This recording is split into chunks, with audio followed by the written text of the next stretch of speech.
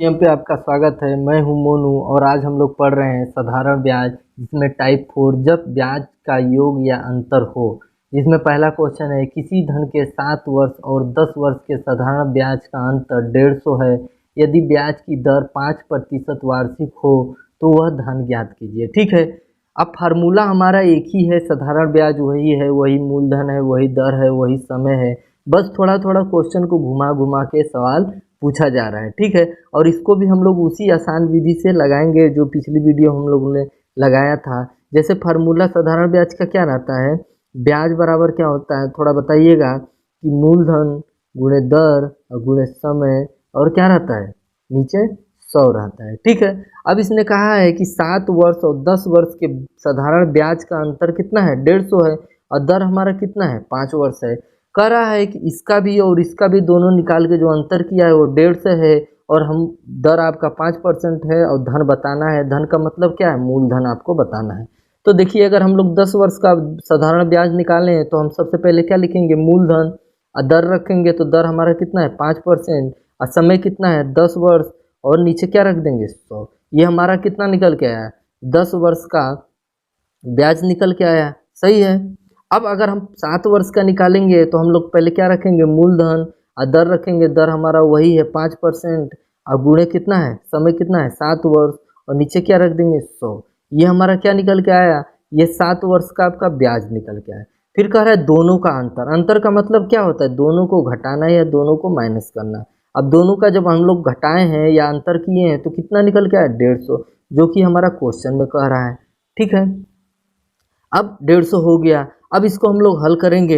देखिए, 0 से 0 कटा, 5 एकम 5, 5 दूना 10, 5 एकम 5, 5 दूना 10। ठीक है, अब बचा मूलधन, और नीचे क्या बचा था 2 माइनस, अब ये 7 कटेगा नहीं तो 7 मूलधन, और नीचे क्या बचा था 20, और ऊपर क्या, इधर क्या था 150 था।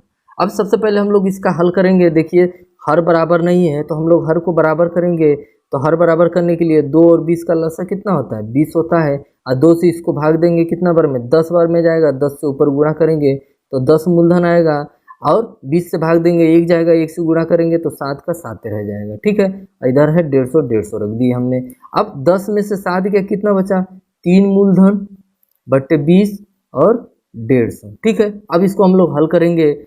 3 एकम 3, 3 पचे 15। ठीक है, अब 20 और 50 का गुणा करेंगे कितना आएगा, 1000, और ये मूलधन। तो मूलधन हमारा कितना निकल के आए, 1000, जो कि हमारा आंसर है। अब इसी चीज को हम लोग ट्रिक विधि से देखेंगे, बहुत ही आसान विधि से। सबसे पहले हम लोग ऊपर लिखेंगे अंतर। अंतर कितना है 150, तो यहाँ पे हमने 150 रख दिया, और इसको हमको गुणा करना है 100 से। ठीक है, ये हमारा ट्रिक है। पहले हम लोग लिखेंगे अंतर और गुणा करेंगे 100 से, और नीचे रखेंगे दर। दर कितना है 5%। अगर ऊपर अंतर है तो यहाँ समय का भी अंतर रहेगा, मतलब 7 वर्ष और 10 वर्ष के समय का अंतर कितना है, 3 है। 10 में से 7 गया 3। अब इसको हम लोग हल कर लेंगे, हमारा आंसर आ जाएगा 3 एकम 3, 3 पचे 15, 5 एकम 5, 5 एकम 5, मतलब 10 इधर 100 इधर, तो कितना आया, 1000 आया। तो ये हमारा मूलधन आ गया। तो ये हमारा था ट्रिक, और ये आया था बेसिक कंसेप्ट विधि से, जो हम लोग आपको समझा के लगाए हैं। अब आते हैं नेक्स्ट क्वेश्चन पे। अब दूसरा क्वेश्चन कह रहा है कि एक धन का 4% वार्षिक ब्याज की दर से 3 वर्ष के ब्याज उसके 5 वर्ष के ब्याज से 400 रुपये कम है, तो वह ध्यान ज्ञात कीजिए। ठीक है, दर हमारा दे दिया है 4%, समय दे दिया है 3 वर्ष और 5 वर्ष के ब्याज का अंतर कितना दिया है, 400 रुपया, या तो कहें तो कम है। तो या तो अब हमको निकालना है कि मूलधन उसका क्या है। तो सबसे पहले हम लोग लगाएंगे ट्रिक विधि से। ठीक है, तो ट्रिक हमने क्या बताया था, ऊपर रखेंगे अंतर, गुणा कर देंगे 100 से, और नीचे रखेंगे दर, और गुणा करेंगे किससे, समय के अंतर से। ठीक है, समय के अंतर से। अगर यहाँ पे योग रहेगा तो यहाँ समय का योग रहेगा, यहाँ पे अंतर रहेगा तो यहाँ समय का अंतर रहेगा। ठीक है, ये हमारा ट्रिक था।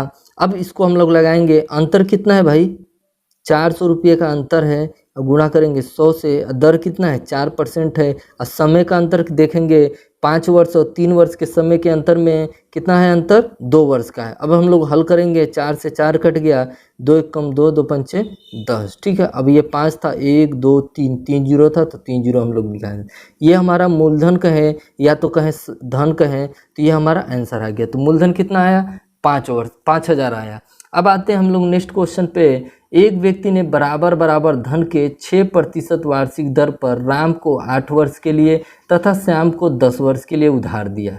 दोनों से व्यक्ति को कुल 2160 रुपये ब्याज के रूप में प्राप्त हुए, तो प्रत्येक को दिया गया धन ज्ञात कीजिए। ठीक है, अब इसमें कह रहा है दर आपका कितना है, 6% है। ठीक है, राम को उसने दिया था 8 वर्ष के लिए और श्याम को दिया था 10 वर्ष के लिए, और दोनों का योग कितना है, 2160 है।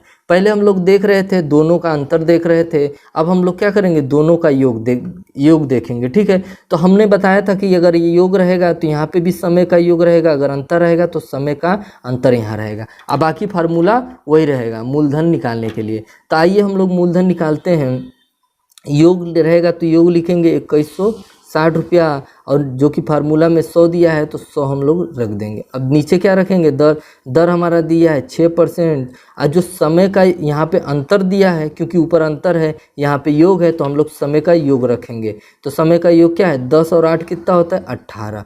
अब हम इसको हल करेंगे तो 6 कम 6, 6 त्रिक 18, 3 आया 6 का 36, 18 कम 18, 18 दूना 36। ठीक है, 20 है और इधर 00 है तो 20 और 00 इधर बढ़ा दिए, तो ये हमारा क्या निकल के आया, मूलधन निकल के आया। ठीक है, जो कि हमारा आंसर हुआ। अब नेक्स्ट क्वेश्चन है कि किसी धन के 6% वार्षिक दर से 3 वर्ष के ब्याज और 6 वर्ष के ब्याज का योग 270 है, तो वह धन ज्ञात कीजिए। ठीक है, अब हम इसको तुरंत विधि से लगाएंगे, ज़्यादा इसमें समझाना नहीं है। अब इसमें योग दिया आपका 270 रख दिए, फार्मूला में 100 था 100 रख दिए। अब उसने कहा है कि 3 वर्ष और 6 वर्ष, जो कि दर कितना है 6%, तो हम लोग ने 6% रख दिया। अब गुणे अभी योग दिया है तो योग करेंगे 3 और 6 वर्ष का, तो कितना हो जाएगा 9 वर्ष, जो कि क्वेश्चन में है। अब इसको हल करेंगे, 9 1 कम 9, 9 त्रिक 27, 6 कम 6, 6 पंचे 30, ये 5 है और इधर 00 है, तो क्या हो जाएगा 500। तो हमारा मूलधन कितना निकल के आया, 500, जो कि हमारा आंसर है।